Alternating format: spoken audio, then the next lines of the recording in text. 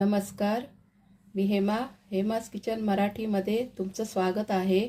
आज मी तुम्हाला पाणीपुरीसाठी हिरवी चटणी कशी बनवायची ते दाखवणार आहे।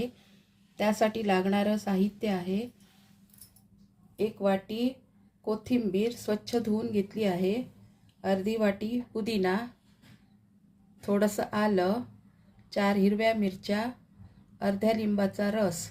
हे सर्व आपण मिक्सरमध्ये बारीक वाटून घेऊया।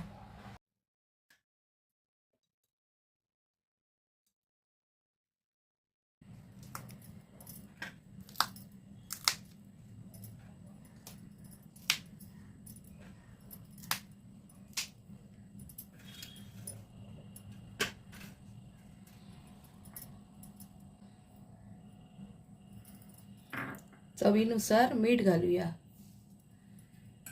आणि थोडंसं पाणी घालून हे बारीक मिक्सरमध्ये वाटून घेऊया। हे आपण आता काढून घेऊया।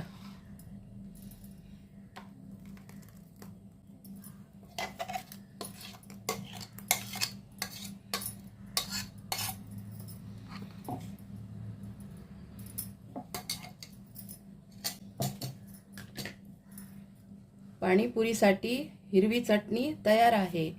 तुम्ही सुद्धा अशी चटणी करून बघा आणि व्हिडिओ आवडल्यास लाईक करा। माझ्या चॅनलला सबस्क्राइब करा आणि बेल आयकॉनवर क्लिक करा। धन्यवाद।